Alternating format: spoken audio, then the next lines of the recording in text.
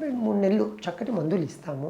ఖచ్చితంగా మీకు సెక్స్‌కి సంబంధించిన ఏ ప్రాబ్లమ్ ఉన్నా కూడా ఫస్ట్ మీరు చూసుకోవాల్సింది ట్రీట్మెంట్ కాదు. అందరూ డాక్టర్ గారి దగ్గరికెళ్ళే ట్రీట్మెంట్‌కే కదా అనుకుంటారు. కరెక్ట్ మీరనేది. కానీ ఆ డాక్టర్ గారు చేయాల్సిన ముఖ్యమైన పని మీ మనసులో ఉండాల్సినది ఏమంటే, మీ ప్రాబ్లమ్ ఎక్కడుందో మీరు సెర్చ్ చేయండి. మీ ట్రీట్మెంట్ వస్తుందండి. ఇప్పుడు మీరు గూగుల్‌లో కొట్టండి. జీపీటీ ఏదో ఉందంటున్నారు, దానికి ఇవ్వండి.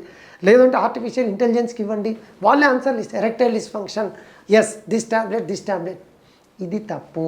ఇది కరెక్ట్ కాదు. నాకు అసలు అంగస్తంభన ప్రాబ్లం ఎందుకు వచ్చింది? ఓహ్!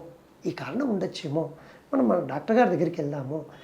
ఆయన మీ కారణం కనుక్కోగలిగితే సొల్యూషన్ ఈజీ అండి. మీకు మీ ప్రాబ్లమ్ ఎక్కడుందో తెలవాలి. ప్రాబ్లమ్ తెలిసిందా సొల్యూషన్ వస్తుంది. విజయవాడ నుంచి హైదరాబాద్ రావాలండి.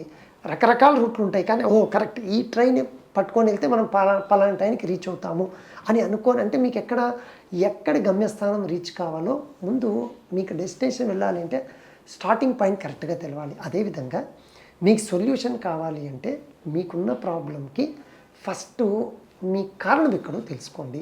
సో మీకు సెక్స్‌కి సంబంధించిన ఇష్యూస్ ఏమన్నా ఉంటే అంగస్తంభన కావచ్చు, శీఘ్రస్ఖలనం కావచ్చు, కొందరికి డిలేడ్ ఎజాక్యులేషన్, అసలు వీర్యమే రాకపోవచ్చు.